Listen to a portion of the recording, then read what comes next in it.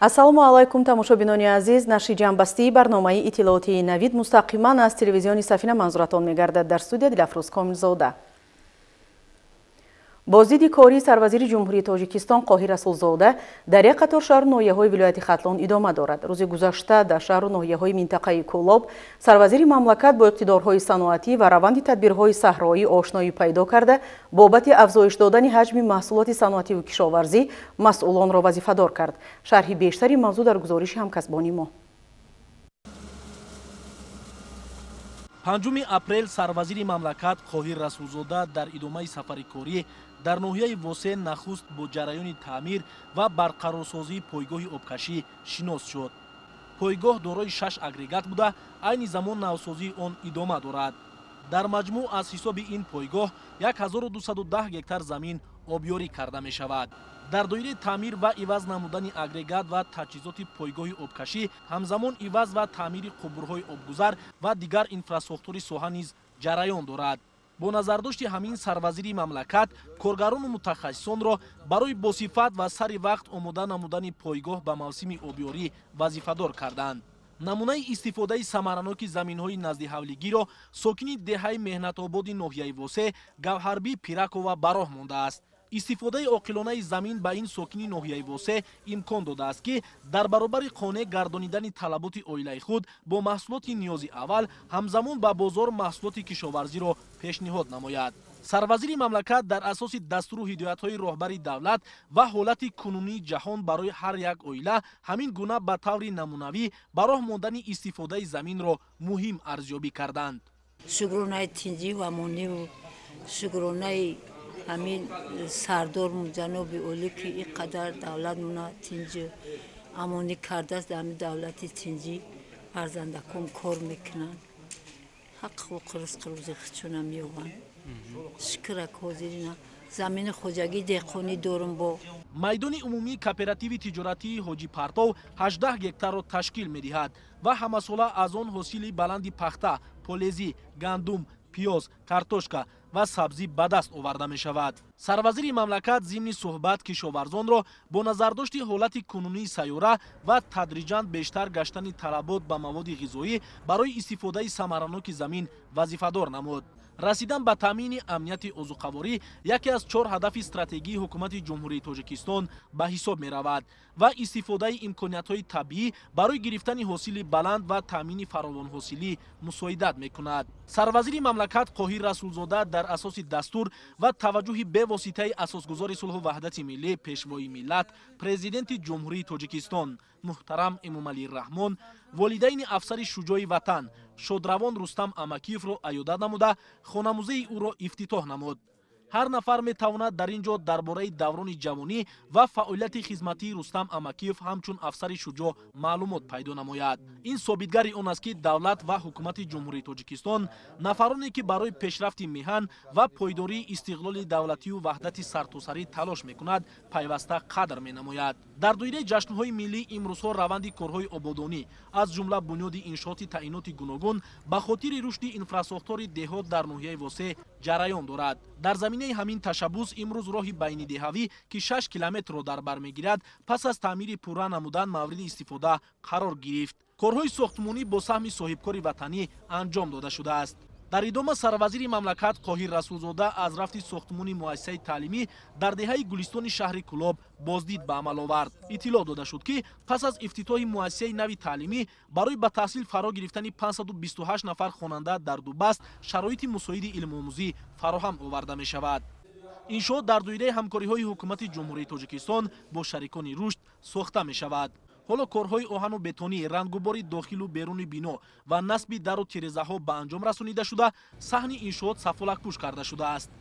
сарвазири мамлакат барои дар доираи лоиҳа ва мутобиқ ба талабот ба анҷом расонидани тадбирҳои бунёдкорӣ масъулинро вазифадор карданд. айни замон дар кооперативи тухмипарварии Сабз-Н кишти баҳорӣ идома дорад. хоҷагӣ дар маҷмӯъ дорои 263 гектар замин буда, ҳамасола дар майдони 135 гектар кишти пахта гузаронида мешавад. бо назардошти он ки асоси таъмини фаровонҳосилӣ аз риояи агротехникаи кишту парвариши пахта вобастагӣ дорад, сарвазири мамлакат ҳозиринро барои риояи он ва дар ин замина баланд бардоштани самаранокии замин вазифадор карданд. ҳамзамон дар ин хоҷагӣ ҳамасола аз ҳисоби сабзавот, ғалладонагиҳо, макка ва дигар зироат ҳосили баланд ба даст оварда мешавад.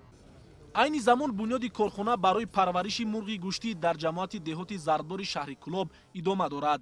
сохтмони корхона дар заминаи татбиқи имтиёзҳои андозиву гумрукӣ пешниҳодшуда аз тарафи соҳибкор Амирхон Чориев сурат гирифта то охири соли 2022 ба фаъолият оғоз мекунад.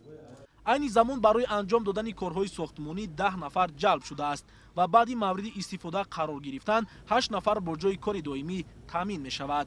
сарвазири мамлакат Қоҳир Расулзода намояндагони бахши хусусиро барои истифодаи ҳарчи бештар аз дастгириҳои пайвастаи ҳукумати ҷумҳурии Тоҷикистон нисбат ба фаъолияти соҳибкорони истеҳсолӣ ва дар ҳамин замина татбиқи ҳадафи чоруми стратегӣ саноатикунунӣ бо суръати мамлакат ҳидоят карданд. корхона дар навбати аввал барои 35 000 сар парранда пешбинӣ шудааст ва оянда бунёди як корхонаи дигар дар шафати он дар нақша гирифта шудааст. сарвазири мамлакат дар шаҳри Кӯлоб ҳамзамон аз фермаҳои парвариши чорвои зотӣ парранда ва харгӯш дидан карданд. иншооти истеҳсолӣ дар масоҳати 4 гектар бунёд карда шуда имкон медиҳад ки барои афзоиши истеҳсоли гӯшту шир ва тухм замина гузошта шавад. баъди мавриди истифода қарор гирифтани иншоот 10 нафар бо ҷои кори доимӣ таъмин мегарданд. оянда бошад дар доидаи солҳои рушди саноат бунёду ба истифода додани коргоҳ барои коркарди шир дар нақша гирифта шудааст. дар хоҷагӣ бо мақсади хона гардонидани талаботи бозори истеъмолӣ дар фасли зимистон 3 гармхона бунёд карда шудааст. оянда бунёди бо 3 гармхонаи дигар ба нақша гирифта шудааст. тамбашавии нақлиёт дар роҳи марказии шаҳри Кӯлоб яке аз мушкили асосии маҳаллӣ ба ҳисоб меравад. бо мақсади бартараф намудани ин ҳолат аз навсозии роҳи алтернативии маҳаллаи чармгарони поён идома дорад. дарозии роҳи мазкур 850 метрро ташкил намуда ҳангоми бунёди иншоот хобонидани ҷӯйборҳои бетонӣ, роҳи пиёдагард ва дигар инфраструктури зарурӣ ба инобат гирифта мешавад. сарвазири мамлакат Қоҳир Расулзода зимни шиносоӣ бо рафти бунёди роҳ диққати коргарону мутахассисонро бо истифода аз шароит барои саривақту босифат ба анҷом расонидани корҳо ҷалб намуд. ҳамзамон сарвазири ҷумҳурии Тоҷикистон Қоҳир Расулзода бо рафти корҳои сохтмонӣ дар муассисаи таҳсилоти миёнаи умумии таҳсилоташ бо забони русӣ шинос шуданд. бинои нави мактаб дар доираи ҳамкориҳои ҳукумати ҷумҳурии Тоҷикистон ва ҳукумати Федератсияи Русия сохта шуда барои 1224 хонанда пешбинӣ шудааст. ҷиҳати ба анҷом расонидани корҳои сохтмонӣ 470 нафар коргарону мутахассисон ҷалб шудааст. тадбирҳои андешидашуда имкон медиҳад ки насли наврас барои аз худ кардани донишҳои муосир аз шароити замонавӣ баҳравар шаванд. сарвазири мамлакат Қоҳир Расулзода бо фаъолияти коргоҳи истеҳсоли хишти сабук ва сангҳои ороишӣ дар ҷамъияти дорои масъулияти маҳдуди комбинати хонасозӣ шинос шуд. дар маҷмӯъ дар ин ҷо 10 намуд сафолак, хишти сабук ва 30 намуд сангҳои ороишӣ истеҳсол карда мешавад. айни замон дар иншоот 12 нафар сокини маҳаллӣ бо ҷои кор таъмин ҳастанд. ҳамзамон соҳибкор Субҳони Хуршед нақша дорад ки оянда коргоҳи кафшергарӣ, истеҳсоли ранг ва дару тирезаҳои пластикиро ба роҳ монад. сарвазири мамлакат дар доираи солҳои рушди саноат ба фаъолият оғоз намудани коргоҳу корхонаҳои саноатиро барои афзоиши истеҳсоли маҳсулоти воридотивазкунанда, таъмини сокинони маҳаллӣ бо ҷои кор ва дар ин замина рушди иқтисодиёт муҳиму саривақтӣ арзёбӣ карданд. ҳамчунин дар ин рӯз сарвазири мамлакат бо фаъолияти корхонаи филиали ҷамъияти дорои масъулияти маҳдуди Ваҳдат Текстайл шинос шуд. корхона 5 октябри соли 2021 мавриди истифода қарор дода шуда иқтидори солонаи истеҳсоли он зиёда аз 34 миллион ҷуфт ҷуроб буда айни замон шумораи коргарон 96 нафарро ташкил медиҳад. оянда бо афзун намудани самти фаъолият шумораи кормандон ба 430 нафар расонида мешавад. бояд қайд намуд ки дар корхонаи мазкур барои фаъолияти корӣ тамоми шароитҳои замонавӣ муҳайё карда шуда занону бонувон ба кор фаро гирифта шудаанд. дар идома сарвазири мамлакат Қоҳир Расулзода дар мавзеи чашмасори ҷамоати деҳоти Шамсиддин Шоҳини ноҳияи Муъминобод бо ҷараёни фаъолияти хоҷагидорон ва истифодаи мақсадноки замин шинос шуд. мавриди зикр аст ки дар ҷамоати деҳоти Шамсиддин Шоҳин 1979 гектар замини корам мавҷуд аст ки аз он 210 гектарашро замини корами обӣ ташкил медиҳад. дар мавсими ҷорӣ тибқи дурнамои пешбинишуда аҳли заҳмати ҷамоати деҳоти Шамсиддин Шоҳин дар майдони 138 гектар кишти картошка мегузаронанд. то имрӯз аз нақшаи пешбинишуда дар майдони 12 гектар кишти картошка гузаронида шуда кор дар саҳро бо маром идома дорад. айни замон дар деҳоти деҳи баланд бунёди боғи интенсивӣ дар майдони 1.2 гектар ҷараён дорад. ҳамзамон баҳри мақсаднок истифода намудани замин ва гирифтани 2-3 ҳосил аз як қитъа дар байни қатори ниҳолон кишти картошка бо ҷалби техникаҳои соҳавӣ вусъат дорад. истифодаи роҳу усулҳои муосири парвариш, ниҳолони ба маҳал мутобиқ ва талошҳои ҳамешагӣ ба нашъунамои хуби ниҳолон замина гузоштааст. таъкид бояд шуд ки заминҳои корами деҳоти деҳи баланд 1985 гектарро ташкил медиҳад ки аз ин 477 гектараш замини корами обӣ мебошад. майдони боғ дар деҳоти мазкур 577 гектар ва картошка 342 гектарро дар бар мегирад. дар идома сарвазири мамлакат бинои ҷамоати деҳоти боғгаиро мавриди баҳрабардорӣ қарор дод. иншоот аз 2 ошиёна иборат буда дар ошиёнаи якум 4 ҳуҷраи корӣ, толори маҷлисгоҳ бо 90 ҷойи нишаст ва дар ошиёнаи дуюм 8 ҳуҷраи корӣ ҷойгир мебошад. бинои ҷамоат аз маркази ноҳия дар масофаи 7 километр ҷойгир буда мутобиқ ба талаботи замон бунёд карда шудааст. дар ҷамоати деҳоти боғгаӣ 15 деҳа, 1435 хоҷагӣ ва 14000 аҳолӣ буда кормандон пас аз ифтитоҳи иншооти муосир ба сокинон дар сатҳи баланд хизмат мерасонанд. ҳамчунин дар ноҳияи муъминобод бинои маъмурии бахши ҳифзи муҳити зисти ноҳия ба истифода дода шуд. аз навсозии бинои маъмурии бахши ҳифзи муҳити зисти ноҳия соли 2021 оғоз гардида аз 2 ошиёна иборат мебошад. бинои мазкур дорои ҳуҷраҳои зарурӣ буда имкони созгори кору фаъолият барои кормандони ин соҳа фароҳам оварда шуд. зимни мулоқот бо фаъолон ва сокинони ноҳияи муъминобод сарвазири мамлакат Қоҳир Расулзода аз таваҷҷӯҳ ва ғамхориҳои ҳамешагии сарвари давлат муҳтарам Эмомалӣ Раҳмон нисбат ба беҳтар намудани сатҳи зиндагии сокинон, рушди инфраструктури шаҳру ноҳияҳои мамлакат, таъмини фаровонҳосилӣ, ҳифзи арзишҳои миллӣ ва дар рӯҳияи ватандӯстию хештаншиносӣ ба камол расонидани насли ояндасози ватан ёдовар гашта аз сокинони бонангу ор ва фарҳанги ғанидоштаи ин ноҳияи мамлакат талаб карда шуд ки дар замони ҷаҳонишавӣ ва бархурди тамаддунҳо зиракии сиёсиро аз даст надода аҳлона баҳри гулгушукуфоии Тоҷикистони соҳибистиқлол саъю кӯшиш намоянд.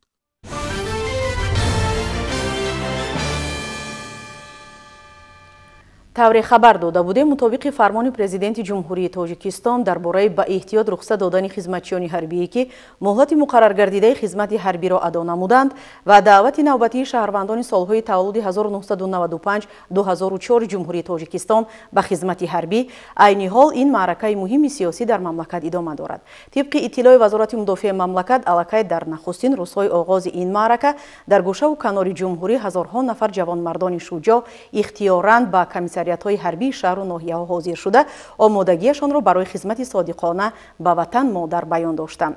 натиҷаи ҳамин шуд ки дар нахустин рӯзҳои оғози ин маърака як қатор шаҳру ноҳияҳо аз иҷрои нақшаи даъват хабар доданд. тафсилот дар гузориши ҳамкорони мо. ҳифзи марзу бӯми Тоҷикистон ва таҳкими истиқлоли давлатӣ рисолати мардон аст. 1 апрели соли ҷорӣ дар асоси фармони президенти ҷумҳурии Тоҷикистон дар бораи ба эҳтиёт рухсат додани хизматчиёни ҳарбие ки муҳлати муқарраргардидаи хизмати ҳарбиро адо намудаанд ва даъвати навбатии шаҳрвандони солҳои таваллуди 1995-2004 ҷумҳурии Тоҷикистон ба хизмати ҳарбӣ оғоз шуд. дар рӯзи аввали даъват ҷавонони хештаншинос ва далеру матиниродаи деҳоти Ворух ва кӯҳи шаҳри Исфара ихтиёрӣ ба комиссарияти ҳарбӣ ҳозир шуданд ки нақшаи даъвати навбатӣ иҷро гардид. ҷамъомаде ки ба ин муносибат дар маркази шаҳри Исфара баргузор гардид, роҳбарияти мақомоти иҷроияи ҳокимияти давлатӣ, кормандони комиссарияти ҳарбӣ, собиқадорони ҷангу меҳнат ва волидону пайвандони ҷавонон иштирок намуданд. таъкид карда шуд ки дар рӯзи нахустини сафарбарнамоӣ ба гусели ҷавонон ба сафи қувваҳои мусаллаҳи ҷумҳурии Тоҷикистон аз оғози нек ва муташаккилонаи маъракаи даъватӣ гувоҳӣ медиҳад. зеро дар оғоз ва нахустин рӯзҳои маъракаи даъвати баҳорӣ деҳоти Воруху Чоркӯҳ аз иҷрои меъёрҳои муқарраршудаи даъватӣ бо сарбаландӣ баромаданд. من امروز با خواهش خود به صف قوای مسلح جمهوری تاجیکستان داخل شده میخواهم خدمت مادر وطن را با سری بلند به انجام رسانم. امروز ما یک گروه جوانان زاده دوران استقلالیت با خواهش خود به صف قوای مسلح جمهوری تاجیکستان سفربر شده ایستاده ایم و این روز فرخنده برای ما روزی مقدس است. ما یک ذره خاک پاک تاجیکستان را نمیدهیم و لازم آید جان خود را فدا میسازیم ворӯх пораи тани ҳар як тоҷику тоҷикистонӣ. ҷавонони синни даъватии шаҳру ноҳияҳои вилояти мухтори кӯҳистони Бадахшон низ бо азму иродаи ватандӯстона барои адои хизмати ҳарбӣ роҳ пеш гирифтанд. Вилояти мухтори кӯҳистони Бадахшон ба ҳолати 1 апрел даъвати баҳориро дар рӯзи аввал 102.5% иҷро намуд. Бо мақсади тантанавор гусел намудани навдаъватшудагон ба хизмати ҳарбӣ дар майдони ба номи Исмоили Сомонӣ дар шаҳри Хоруғ маркази маъмурии вилояти мухтори кӯҳистони Бадахшон чорабинӣ доир гардид. Дар нахустин рӯзи даъвати баҳорӣ ба сафи қувваҳои мусаллаҳи ҷумҳурии Тоҷикистон аввалин шуда 8 шаҳру ноҳияи вилояти мухтори кӯҳистони Бадахшон аз анҷоми маъракаи мазкур гузориш доданд. Ёдовар мешавем ки аз соли 2018 инҷониб вилояти мухтори кӯҳистони Бадахшон дар ҳамаи маъракаҳои даъватии ҷавонписарон ба хизмати ҳарбӣ дар кишвар аввалин шуда нақшаро бо сарбаландӣ иҷро менамоянд. ин аст ки дар ҷузъу томҳои қувваҳои мусаллаҳи мамлакат сол то сол сафи ихтиёриёни ҷавон ба хизмати ҳарбӣ афзуда истодааст. бо хоҳиши худ ба хизмати ҳарбӣ рафтан ин нишонаи далерию мардонагии ҳар ҷавони худшинос аст. имрӯз чун даватшаванда ба сафи қувваҳои мусаллаҳи ҷумҳурии Тоҷикистон дар баробари дигар ҷавонҳо ман низ ҳамчун даватшаванда ба сафи қувваҳои мусаллаҳи ҷумҳурии Тоҷикистон ҳастам. ваъда медиҳам ки бо сари баланд хизмати ҳарбиро адо намуда ба пеши падару модарам сарбаландона бармегардам. фарзандони ғайюру ватандӯсти ноҳияи Шамсиддин Шоҳини вилояти Хатлон ҳам дар баробари дигар даъватшавандагону муҳофизони марзу бум барои хизмати ҳарбӣ ҳозир шуда дар рӯзи аввали даъват ноҳия дар доираи тадбирҳои роҳандозишудаи мақомоти зиддахл аз иҷрои саривақтӣ ин рисолати тариқии ватандорӣ дар сатҳи ҷумҳурӣ иттилоъ доданд. дар маросими гусели ҷавонон ба хизмат иттилоъ дода шуд ки ноҳияи Шамсиддин Шоҳин дар рӯзи аввали даъват нақшаи даъвати ҷавонон ба сафи қувваҳои мусаллаҳи кишвар пурра иҷро гардид. шумораи наваскароне ки ба комиссарияти ҳарбии вилоят ҳозир шуданд ба 70 нафар расид ки тибқи нақша аз 100% зиёд аст. таи чанд соли охир масъалаи даъват ба қувваҳои мусаллаҳи ҷумҳурии Тоҷикистон бо назардошти риоя ва амалӣ сохтани корҳои фаҳмондадиҳӣ миёни аҳолӣ ҳалли дурусти худро ёфта, шумораи ихтиёриён аз ҳисоби ҷавонони ватандӯсти ноҳия тамоюли афзоиш дорад. воқеан дар натиҷаи андешидани тадбирҳои мушаххас аз ҷониби роҳбарияти олии давлат ва ҳукумати ҷумҳурии Тоҷикистон шароити маишии сарбозон дар қисмҳои низомӣ сол аз сол беҳтар гардида, заминаҳои моддию техникии артиши миллӣ мустаҳкам мегардад.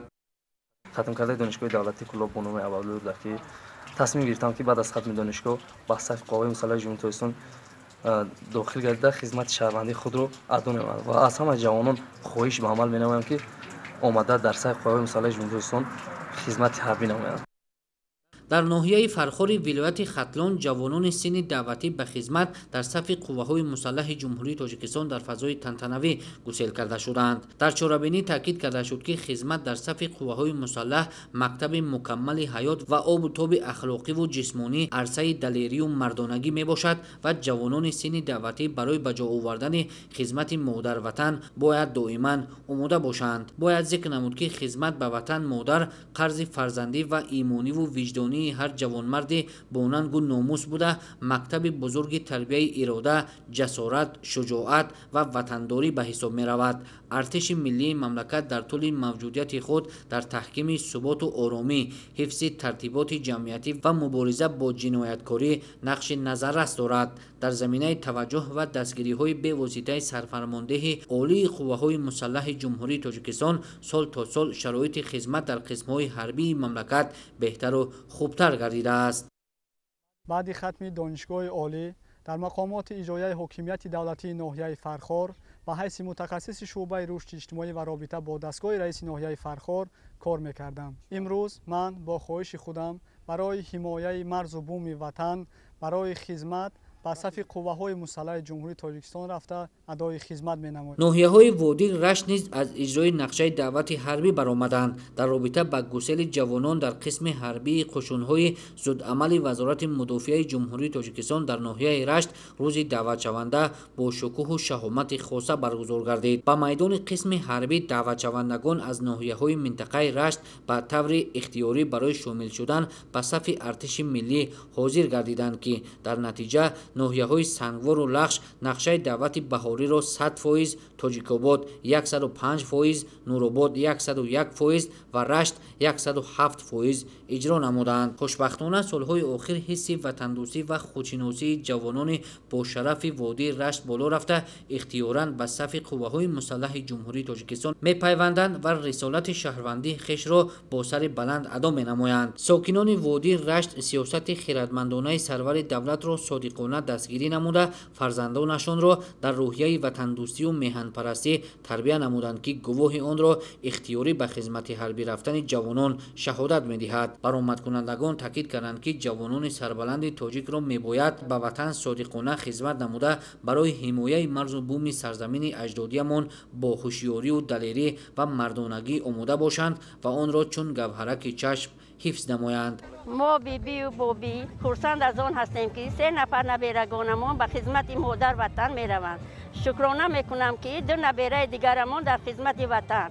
دعا میکنم که همیشه تاجیکستانمان آباد و پیشوای ملتمان در سرمان راهبر باشد.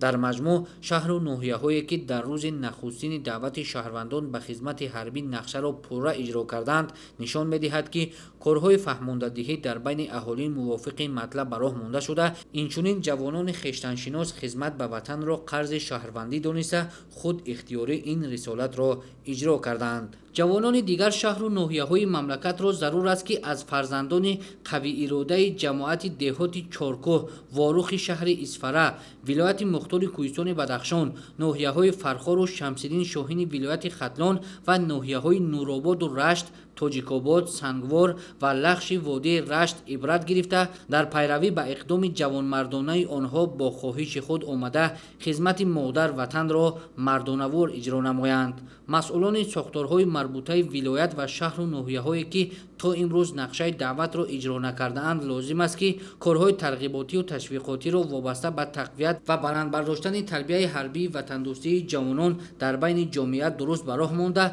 در قلب آنها حس خویشتن‌شناسی و دوست داشتن وطن را بیدار سازند. جوانانی که با خواهش خود برای ادای خدمت حربی راه پیش گرفتند برای دیگر نفران نمونه عبرت میباشند.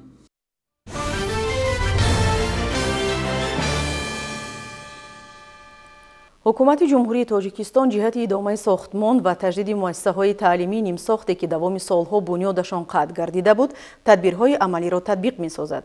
چنین یک مؤسسه تعلیمی در جماعت دهات باغستان ناحیه شهری نو موجود میباشد که در آن با دستگیری صاحبکاران محلی ساختمان آغاز گردیده کار متشکلانه جریان دارد. موضوع را همکاران ما صاحب نور عبدالرسولов و طاهر سلیمانов ادامه می‌دهند. بنای مؤسسه تعلیمی که در دهه راه نو جماعت دهات استقلال ناحیه شهری نو واقع بود، تعمیرش از دوره‌های اتحاد شوروی باقی مانده به طلبات جوابگوی نبود. از این رو صاحبکاران سهم گذاشتند که از روی نقشه چاره‌بینی‌های مقامات اجرایی حکومت دولتی ناحیه شهری نو بخشیده به 35 سالگی استقلال دولتی جمهوری تاجیکستان یک مؤسسه تعلیمی برهوا و زمانوی ساخته به استفاده دهند. آغاز ساختمان مؤسسه از جانب صاحبکاران وطندوست و آبادکار و کارگران محلی سال جاری آغاز گردیده باید در سال تحصیلی خونش نو 2022 و 2023 به استفاده داده شود. مؤسسه از 2 آشیانه عبارت بوده: تالار ورزشی، مجلسگاه، آشخانه، صنفخانه برای 500 نفر خواننده و دارای دیگر حجره‌های کاری میباشد. پیشتر این ساختمان مکتب بود، همجا صنفخانه بود. صنفخانه میده‌تر بود، زمانه‌ای نبود. ما خواستیم که همین دهکتی یا جایی فرزندای دهکتی همین یا جایی مقصد کرده همین مکتب صنفخانه‌های زمانه‌ای سازیم. آینده دا همین نسل نورس ما کشاد خواند جای همه طرف زمانوی باشد. پیش کم بود همین که صنف‌ها میده‌تر بود، مثلا 6 به 4 بود. خیلی دا 2 قطار اگر 2 قطار پرتم مونده اگر 20 نفر هم نمی‌گنجید. حاضر این 6 به 9 60 این میباشد که از 30 نفر زیاد طلبه یک صنفخانه ده. البته این صنفخانه فرسوده بود. همین خوندن حتی که پالوش زمستان ده عذاب کشیدیم. برای همین او میچکید. قابل قدر است که قسم دومی بینای کهنه مؤسسه تعلیمی بینای صدموی به حساب می رود. دیرکتور این مؤسسه میگوید که حالا در این بینای کهنه صدموی نزدیک 500 نفر خوانندگان با مشکلات زیاد به تحصیل فرا گرفته شدند و برای 200 نفر خواننده جای نشست و میز کرسی نمی رسد. باید گفت که سمت فراهم آوردن شرایط مساعد تحصیل و بلند برداشتن سطح و صفت تعلیم و تربیت نسل نورس از جانب حکومت جمهوری تاجیکستان، مقامات‌های محلی و صاحبکاران با ننگ و ناموس مملکت پیوسته تدبیرهای ضروری اندیشیده می‌شود.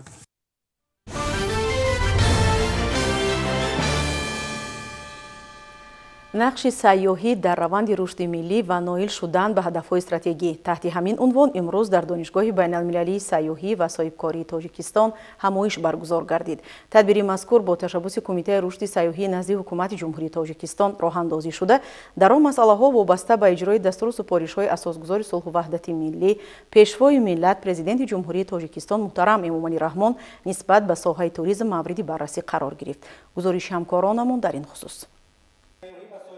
نوبسته از پاندمیای کووید 19 و بسته بودن راه و سرحدها سال 2021 نزدیک به 300,000 سیاح خارجی از تاجیکستان بازدید نمودند. این نشان داد نتیجه توجه خاصه حکومت جمهوری تاجیکستان نسبت به توریسم و فراهمسازی و بهتر نمودن اینفراستراکچور ساحه به حساب می رود. همایش نقش سیاحی در روند رشد ملی و نائل شدن به هدف‌های استراتژیکی با ابتکار کمیته رشد سیاحی نزد حکومت جمهوری تاجیکستان برگزار گردید. در حل و بررسی مشکلات ساحه توریسم، ترغیب و تشویق امکانیت‌های سیاحی، خدمت رسانی و اجرای استراتژی و برنامه‌های قبول گردیده ساحه نقش بارز خواهد گذاشت. در کار این تدبیر رهبریت کمیته سیاحی، مسئولان وزارت و اداره‌های مملکت، دانشمندان و نمایندگان شرکت‌های سیاحی و دیگر شخصان رسمی اشتراک نمودند. طور اطلاع داده شد تا امروز در کشور 237 شرکت سیاحی، 182 مهمانخانه و در برابر اینها هاستل، آسایشگاه و درمانگاه‌های سالمگردانی و استراحتی فعالیت می‌نمایند که در بازار خدمت رسانی توریسم نقش باسزا داشته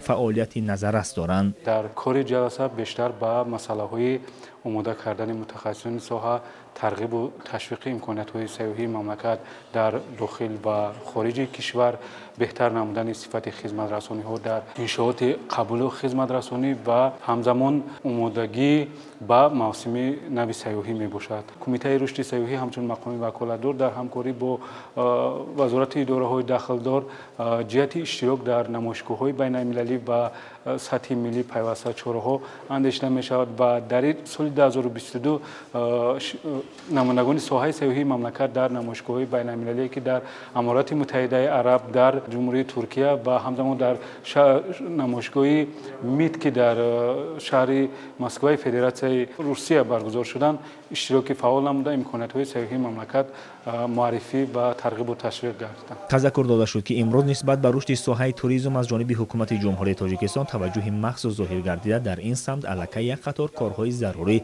سامان داده شده‌اند. با تاکید حال آنها از 25,000 انشاءات تعیینات گوناگون که در دایره 30 سالگرد استقلالیت دولتی مملکت و 3 ساله رشد دهات سیاحی و هنرهای مردمی ساخته به استفاده داده شده‌اند، اکثرا به ساحه سیاحی راست می‌آیند که این نشان داد بازگوی رشد ساحه دانسته می‌شود. مبادله افکار به کار همایش سیاحی انجام بخشید.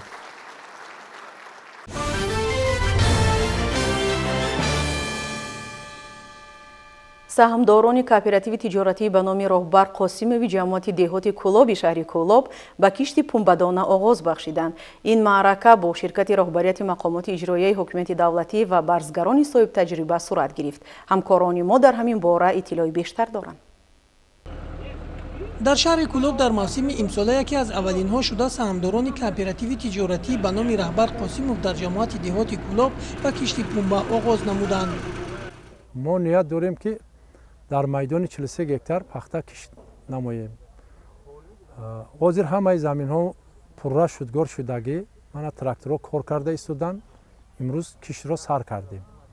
حرکت میکنیم که در مدت 8-9 روز کاری همین کشت را به آخر برسانیم. ما حاضر چگیت فلش کاریده ایستادیم. در 1 هکتار 150 کیلویی امافوس نیست حاضر همراه کرده چگیت را پوشیده ایستادیم. کооپراتیو مذکور در شهر کولاب یکی از خواجگی‌های پیشقدم بوده همساله نقشه‌های دورنمای استحصالی را بر زیاد اجرا می‌نماید. امسال باشد نسبت سال گذشته 10 روز پیش به کشت پنبه آغاز نموده است.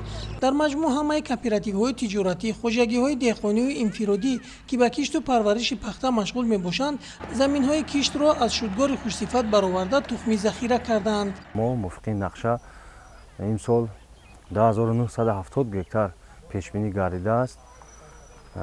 чуноне ки шумо дида истодаест, мо аз бодаҳавои муносиб истифода бурда дар муддати муайяншуда ҳаракат мекунем ки нақшаи кишти пахтаро ба хубӣ ба анҷом расонем. аксарияти хоҷагиҳои деҳқонии шаҳри Кӯлоб ба навъҳои чигити флеш бисёртар флешро мекоранд ки ба минтақаи Кӯлоб тобовар буда ҳосилнокии хуб ҳам медиҳад. ба иттилои раёсати кишоварзӣ дар ҳафтаи оянда ҳамаи хоҷагиҳои ҷамоатҳои зарбдор ва Кӯлоб кишти пунбаро оғоз менамоянд ва баъди 10 апрел дар дигар ҷамоатҳо низ ба кишти пунба шурӯъ мекунанд. ширинҷон Сафарзода, Сайфиддин Исмоилов аз шаҳри Кӯлоб барои барномаи Навид.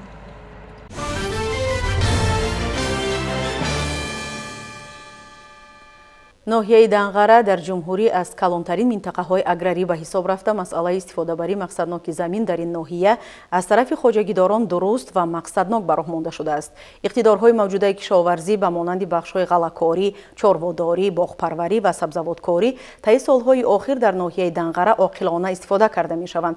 натиҷа ҳамин аст ки нишондодҳои соҳаи кишоварзӣ дар пешбурди бахши иқтисодиву иҷтимоӣ назаррас гардидааст. Салоҳиддин Неъматов дар ҳамин мавзӯъ гузориш омода кардааст. дар ҷумҳурии Тоҷикистон бо мавҷудияти имконияти васеъи иқлим ва обу замин барои рушди соҳаи кишоварзӣ ва рӯёнидани ҳосили фаровони маҳсулоти гуногун дар ҳама фаслҳои сол имконпазир буда, ҷиҳати истифодаи самараноки чунин дороиҳои табиӣ дар кишвар таваҷҷӯҳи хоса зоҳир карда мешавад. зеро маҳз истифодаи самарабахши замин имкон медиҳад ки бештари аҳолии мамлакат бо шуғл таъмин бошанду ба ин восита дар фаровонии талаботи бозори истеъмолӣ бо маҳсулоти гуногуни ғизоноки ватанӣ ва дар маҷмӯъ барои фатҳи яке аз ҳадафҳои стратегии мамлакат таъмини амнияти озуқаворӣ саҳмгузор бошанд. хоҷагии деҳқонии Ҳоҷи Лайло дар ноҳияи Данғара соли 2016 ташкил гардида, самти асосии фаъолияташ боғу токпарварӣ мебошад. хоҷагии мазкур дорои 30 гектар замин буда, саҳмдоронаш шуруъ аз соли аввали ташкилёбии хоҷагӣ ба бунёди боғи ниҳолони гуногуни мевадиҳандаи ба иқлими ноҳия мутобиқ оғоз намуданд. ман Абдуллоя Дилбарнисо зиёда аз 5 сол мешавад дар хоҷагии деҳқонии Ҳоҷи Лайло кор мекунам. дар ин ҷо мо зиёда аз 30 нафар занҳои хонашин ба кор таъмин шудаем ва маоши мо дар ин хоҷагӣ сари вақт дода мешавад. боғи хоҷагӣ аз дарахтони олу, бодом, шафтолу, зардолу, гелос, себ, нок, олуча, тут, анҷир ва хуч иборат буда, аллакай соли дуввум аст ки ба пуррагӣ ҳосилдеҳ гардиданд. воқеан ҳам боғдориву токпарварӣ яке аз соҳоти асосии комплекси агросанъатии ҷумҳурии Тоҷикистон маҳсуб ёфта, дар бобати таъмини аҳолӣ бо маводи хӯрока, афзун гардонидани имкониятҳои содиротии мамлакат ва бо ҷойҳои кории доимӣ таъмин намудани аҳолӣ мавқеи муҳим дорад. бо мақсади рушди соҳаи боғу токпарварӣ, зиёд намудани истеҳсоли меваю ангур ва парвариши дарахтони мевадиҳанда ва ҳамешасабз дар ҷумҳурии Тоҷикистон пайваста барномаҳои соҳавӣ қабулу амалӣ гардонида мешаванд. тавре иттилоъ доданд соли дуввум аст ки саҳмдорони хоҷагии деҳқонии Ҳоҷи Лайло аз боғоти худ ҳосили фаровони меваҷоти гуногуни хушсифату лазизро ҷамъоварӣ карда дар таъмини фаровонии бозори истеъмолии кишвар ҳиссаи арзандаи худро мегузоранд. айни замон шукуфтану ҳосилбандии дарахтони боғи хоҷагӣ хеле хуб мушоҳида гардида, боғпарварон амалҳои марбут ба айёмро анҷом медиҳанд. мо соли гузашта аз ҳамин дарахтони гелос зиёда аз 16 тонна гелос ба савдо ва ба ҷумҳурӣ ба бозори ҷумҳуриамон пешниҳод намудем. ин сол мо ният дорем ки зиёда аз 20 тонна гелоси хушсифат пешниҳод намоем. самти дигари фаъолияти хоҷагии деҳқонии Ҳоҷи Лайло лимӯпарварӣ мебошад. айни замон дар 14 адад гармхонаҳо парвариши лимӯ ба роҳ монда шуда, ҳамасола аз он ҳосили хуб ба даст оварда мешавад. бо назардошти даромаднок будани лимӯпарварӣ, аҳли заҳмат сол аз сол шумораи гармхонаҳоро зиёд менамоянд. ҳоло дар 2 адад гармхонаҳои навташкил ки ниҳолони лимӯ хурд ҳастанд, байни қатори ниҳолон мақсаднок истифода гардида, ҳосили дилхоҳи маҳсулоти дигари кишоварзӣ ба даст оварда мешавад. ҳозили мо хурда дар ҳосил неста барои ҳамои нетари бодринг, помидор, болгарӣ, кабутӣ парвариш мекунем. Лимонамон дар ҳосил омадагиай порсол хай чанд тонна чиндем. бодрингу помидормонам хай бозор буровардем пурна бисёр. бо дар гархонаҳо бодринг помидор кардем, банка маҳкам кардем, шакаровӣ кардем, будринг маҳкам кардем. хоҷагидорон аз фаъолияти худ бо қаноатмандӣ ҳарф зада ният доранд ки бо назардошти талаботи бозор ва мусоид будани шароити лозима дар хоҷагӣ як гармхонаи замонавӣ бунёд карда дар он парвариши сабзавоти барвақтиро низ ба роҳ монанд. майдони зиёда аз 2 гектарро дар хоҷагии деҳқонии ҳоҷи лайло тогзор ташкил менамояд ки ҳамасола аз он ҳосили хушсифати ангур ҷамъоварӣ карда мешавад. масъулин иброз менамоянд ки ин самти кори хоҷагидорӣ низ дар шароити боду ҳавои ноҳияи Данғара ба манфиат мебошад ва онҳо нақша доранд ки имсол боз дар майдони 2 гектари дигар аз ҳисоби навъу намудҳои ба иқлим мутобиқу хушсифати ангур тогзор бунёд намоянд. ангурбоғи мо акиш 8 сол шудай ҳосилиша гирифтестем, фурӯхтестем, ик ба дараҷа шидестай, худоба шукр. ами 4 намуд ангур ай 10 тонна зиёд ҳосил гирифтем. мода маъқул шудай ки бо 2 гектари дигар ӯ боғда тайёр кардестем. хоҷагидорон умед доранд ки дар оянда бо рушд бахшидани фаъолияти худ ва ба маротиб афзун гардонидани ҳаҷми истеҳсолу баланд бардоштани сифати он баробари таъмини бозори дохилӣ, ҳамзамон маҳсули дастранҷи худро ба хориҷи кишвар низ содирот намоянд. бо назардошти мусоид будани ҷойгиршавии хоҷагӣ, аҳли заҳмат ба соҳаи чорводорӣ ва замбури асалпарварӣ низ таваҷҷӯҳи хоса зоҳир карда дар ин самт ҳам сол аз сол нишондиҳандаҳои истеҳсолиро зиёд менамоянд. дар хоҷагии деҳқонии ҳоҷи лайло махсусан зоти гӯсфанди элита парвариш карда шуда айни замон саршумори ин навъи чорво беш аз 300 сарро ташкил менамояд ва сол аз сол зиёд мегардад. Салоҳиддин Неъматов, Маҳмудҷони Зиёиддин барои барномаи иттилоотии Навид аз ноҳияи Данғара.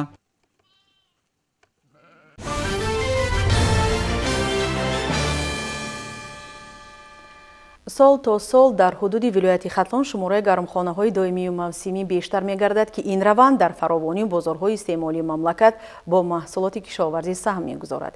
ташкили гармхонаҳо аз тарафи дигар имкон медиҳад то деҳқонон дар ҳама фасли сол замини дар ихтиёрдоштаи худро самаранок истифода баранд. хабарнигорони мо дар ҳамин бора аз ноҳияи Кушониён гузориш омода карданд ки ҳаминак манзури шумост. таи солҳои ахир таваҷҷӯҳи сокинони меҳнаткарини ноҳияи Кушониён дар самти ташкили гармхонаю самараноку оқилона истифода кардани ҳар як ваҷаб заминӣ дар ихтиёрдошта бештар мегардад. зеро кишоварзону деҳқонон дар ин самт ҳам таҷрибаи кофӣ гирифтанд ва ҳам малакаи манфиаташро дидаанд. аз ин рӯ ҳоло қариб дар сари ҳар як қадам метавон гармхонаҳои доимамалкунандаеро вохӯрд ки заҳмати зарбдоронаш барои содирот омода асту деҳқононаш машғули коранд.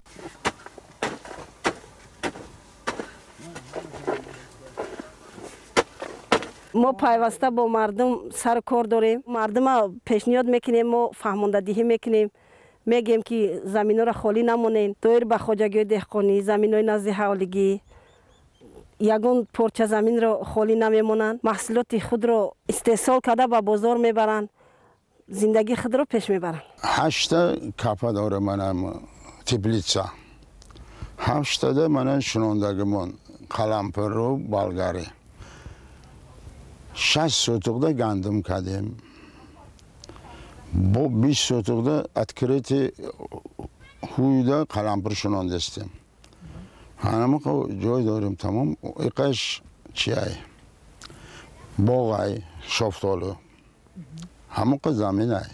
пайдои деҳқонони таҷрибадор ҳеҷ чиз аз пеши худ обуто ва сабзиш намеёбад. онҳо барои чунин ҳосили пурбори дастранҷашонро дидан шабу рӯз меҳнат мекунанд. то тавонанд ҳам барои қонеъ гардондани талаботи дусолаи худ маҳсулоти тару тозаро захира намоянд ва ҳам дастархони сокинонро ба маҳсулоти кишоварзӣ таъмин кунанд.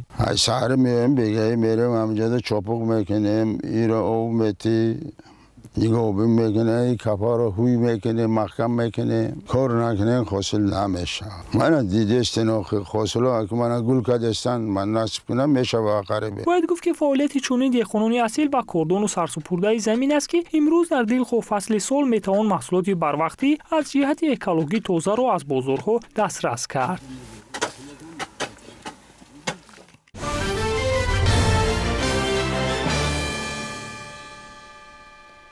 дарёфти усулҳои нави парвариш, буриши ниҳол, тартиби шаклдиҳии ниҳолҳо, пайвандкунӣ. дар умум мавриди коркард қарор додани майдони боғот аз зумраи тадбирҳоест ки ҳар хоҷагидор кӯшиш мекунад онро дар фурсатҳои оптималӣ анҷом диҳад. дар аксар гӯшаҳои водии Рашт ин шабу рӯзҳо ҳамин гуна чорабиниҳои вобаста ба коркарди ниҳолҳои дарахтони мевадиҳанда ҷараён доранд. гузориш аз ноҳияи Нуробод.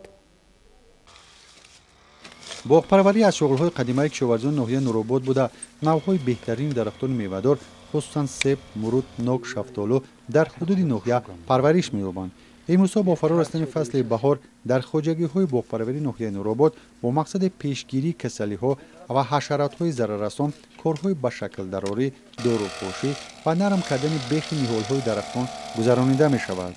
امسال با فرارسی بهار نو در همه شکل‌های خواجگیداری علل خصوص در ساحه باغپروری دهقانان با کار خود شروع نمودند که امسال طبق نقشه دورنما 6 گکتار بنیاد باغ نو و 11 گکتار برقراری باغ‌های کهنه با نقشه گرفته شده‌اند. ما تصمیم داریم که همه نقشه‌های در پیش گذاشته را با سر بلند اجرا نماییم. با اندیشه متخصصان برای برقرار کردن باغات کهنه و بنیاد باغ‌های نو از اصول‌های پیشقدم معاصر استفاده نمودن ضرور است. تجربه باغپروران سابقه‌دار در این جهت نقشه مهم دارد. طبق نقشه مقامات اداره حکومت دولتی ناحیه نورآباد حدود معرکه نیالشنانی و کابوجویی که شناندن 13150 درختان گوناگون با نقشه گرفته شده است که این زمان تا این جانب 10500 درختان از قبیل درختان میوه دهنده، آرایشی، سایه‌افکن حدود جمعیت شهری شناخته شده است. اهالی و تشکیلات و مؤسسه‌ها در سرسبز و خرمگردانی محیط زیست سهم باسزا می‌گذارند. خواجگیداران با استفاده از اصول‌های نو باغداری وقتی به دست آوردن حاصل فراوان زحمت کشیده بدین وسیله در تأمین امنیت عضوقواری کشور سهم مناسب می‌گذارند.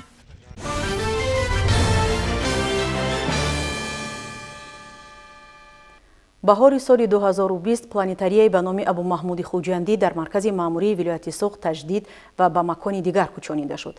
پلانتاری از تالار عکسبینی سیاره با نصب تجهیزات معاصر، تالار تماشا و قبول مهمانان، اتاق‌های کاری و تخانه عبارت میباشد. فعالیت امروزه این مؤسسه را خبرنگاران ما پیگیری کردند.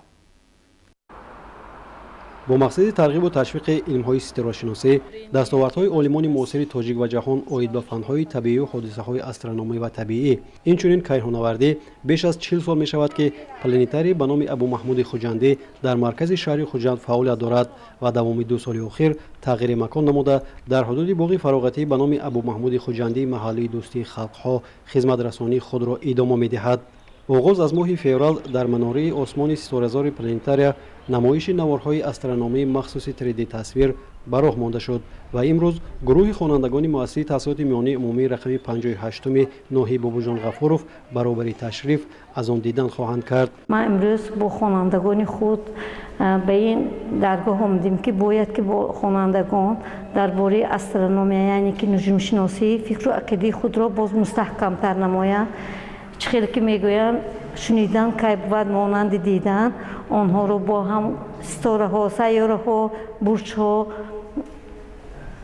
شناس نموده درباره آنها فکر و عقیده آنها رو پیشتر تفکر آنها رو زیاد نمایم. بنابر گفت دیرکتور مؤسسه دولتی پلانتاری نزد ریاست معارف ولایت سوخت محیدین قاسمov دوام 2 ماه اخیر با پلانتاری 1200 نفر طالب علمان از شهر و نواحی خوجند و باباجان غفورov تشریف آورده از نوگانی‌های علمی ستاره‌شناسی آگاهی پیدا کردند. خوانندگان و شنوندگان که در پلانتاری وارد میشوند اگر دیده باشید در صحنه پلانتاری سیستم آفتابی نمایش داده شده است که مسافه یعنی سیارات تا زمین تا آفتاب با هم مکمل اندازه گفته شده است که در آنجا خوانندگان شناس می‌گردند. بعد آن تالار نمایشگاهی که حاضر ما حضور داریم در آنجا حاضر میشن که با عالمان شرق ما آنها را شناس میکنیم که در اینجا با 2 زبان نوشته شده است، به زبان انگلیسی و تاجیکی کارهای علمی که در ساحه استرونومی نوشته شدند از طرف این عالمان. بعد با آنها شناس کردند و تاریخ پلانتاری رو در خوانندگان میشنوانیم که در تاریخ یعنی پلانتاری اپاراتی که در آنجا فعالیت نبود، اپاراتی نیمسی یعنی آلمانی سیس بود که اپتیکی سیس بود که در آنجا آسمان ستاره‌زار با پررگی نمایش داده میشد. فرقیت امروز پلانتاری که پلانتاری کهنه در آن است که در آنجا اپاراتی سیس نمایش داد، اینجا باشد پلانتاری رقمی به طریق ویدیو پروژکتور 3D یعنی میگویند کامپیوتری نمایش داده میشود. اطلاع داده شد که پلانتاری ولایتی به نام ابو محمود خوجندی در روزهای کاری از ساعت 8 تا 17 فعالیت خود را به راه مانده. در روزهای استراحت طبق درخواست تماشابینان در خود را برای مهمانان باز میکند. اما با گفت منیجر ساحه سیاحی فرنگ شریپова نه همه وقت میتوان از خدمت رسانی تالار پخش رقمی پلانتاریا که گوشه از همه جالب و تماشاباب است استفاده برد. ман имрӯз дар назди планетария шоҳиди воқеа шудам. гурӯҳи хонандагони имкони ба планетария ворид шудан надоштанд. бино ба гуфти масъулин барои ба ин ҷо даромадан бояд иштирокчиён аз 30 нафар кам набошанд. аз нигоҳи ман ин тарзи корбарӣ тааҷҷубовар аст, чунки хонандагон барои омӯзиш аз ҳар минтақаҳо меоянд. сокинону меҳмонони шаҳр планетарияро дидан мехоҳанд. سبب غیر امکان بودن پخش نمایشنامه‌های استرونومی در مناره آسمان ستاره‌زار پلانتاریا با گروه کمی تماشابینان را دیرکتور این مؤسسه محیدین قاسموف شرح داده ذکر داشت که همه آن نوارهایی که طریق دستگاه رقمی نمایش داده می شود لیتسنزیونی بوده از خارجه خریداری می شوند و بر ضمن این پخش تکراری نوار محدودیت داشته نسخه برداری آن قطعاً منع است. از این لحاظ برای رویپوش کردن مبلغ نوارهای خریداری شده تماشای آن را بین گروه‌های نکم از 30 نفره به راه مانده‌اند. پلانتاری نو رو بنیاد کردن ما پیشنهاد کردیم با همون زوادی که ما چخیل که گفتم همکاری داشتیم. وقتی که ما پیشنهاد کردیم اسباب نو سیس که عیناً همین با مارک نوش 1 میلیون یورو از خودی زواد غیر از آوردن غیر از متخصص و یاد دادن و چه میگم آموزادن منتاج کردن یعنی منتاج ثبت کردن و همهاش به همون خودی زواد به 1 میلیون یورو میسته. عصبی همین مبلغی که این خیلی کلان است برای همین ما با مبلغی یعنی قریب که 5 میلیون تاجیکی ما پلانتاری رقمی رو خریداری کردیم. ман фикр мекунам ки планетария на фақат барои сайёҳон ва хонандагон аст. сокинони шаҳр ҳам мехоҳанд ҳамроҳи фарзандон ба ин ҷо оянд. аммо аз гуҷо 30 нафар фарзанд доранд. аз масъулон хоҳиш дорам то ки барои ҳалли ин масъала роҳи дурустро пайдо кунанд. خاطررسان می‌شویم که سالهای 2020-2040 20 ساله آموزش و رشد فن‌های طبیعت‌شناسی دقیق و ریاضی در ساحه علم و معارف اعلان گردیده است و راهبران و محصلین مؤسسه‌های تعلیمی ولایت می‌توانند بر عوض 5 و 10 سومن چیپ پول دسترس و از فعالیت پلانتاری ولایتی به نام ابو محمود خوجندی آگاهی پیدا نموده دانش خود را از فن استرونومیا صیقل دهند.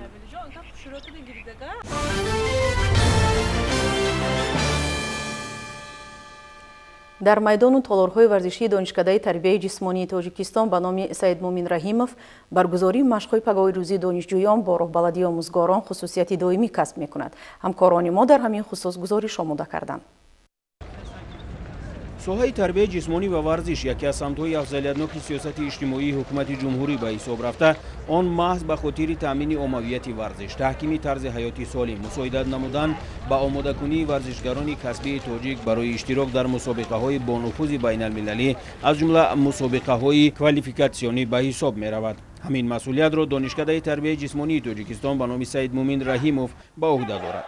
машқҳои пагоҳи рӯзӣ ҳамчун меъёри солимӣ ва тарғиби тарзи ҳаёти солим бо роҳбаладии ҳайати омӯзгорон дар ин муассисаи олии касбӣ ба ҳукми анъана даромадааст.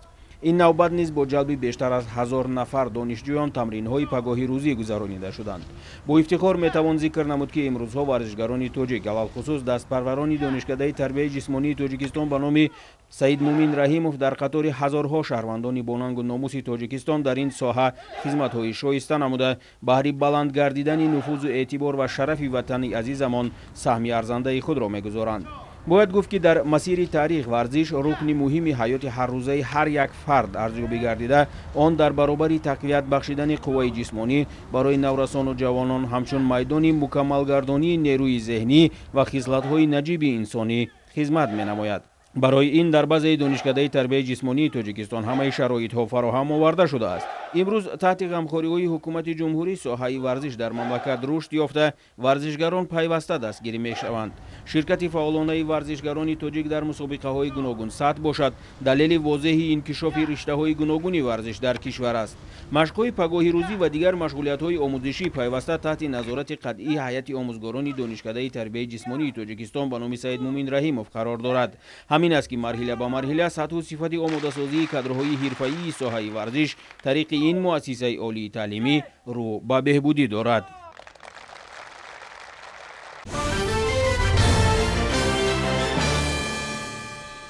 тамошобинони азиз, инҷо нашри ҷамъбастии барномаи иттилоотии навид ба анҷом мерасад. хайр, то дидори оянда, сеҳатманду пирӯз бошед.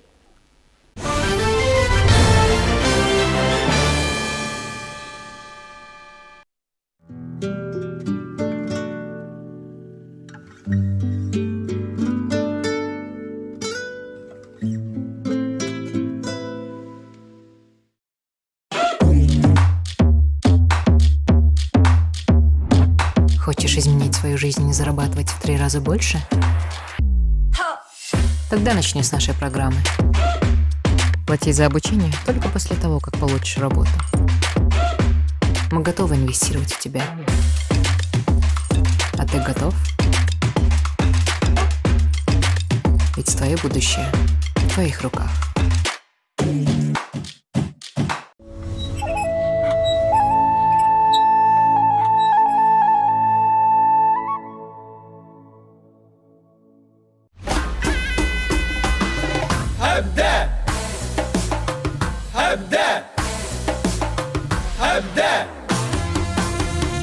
акция 17% даромади устувор барои пасандози шумо ба бонки эсхата шитобед ва ё ин ки тариқи эсхата онлайн аз ҷои нишаст пасандоз кушоед. имконияти гирифтани даромади 17% солонаро аз даст надиҳед. бонки эсхата бо ҳам ба сӯи комёбиҳо. даромади устувор аз бонки устувор. молҳои рӯзгорро мекобӣ.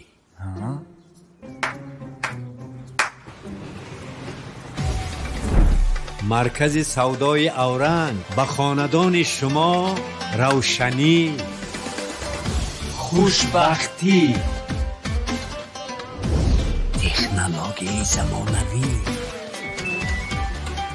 оромӣ ва роҳат меорад.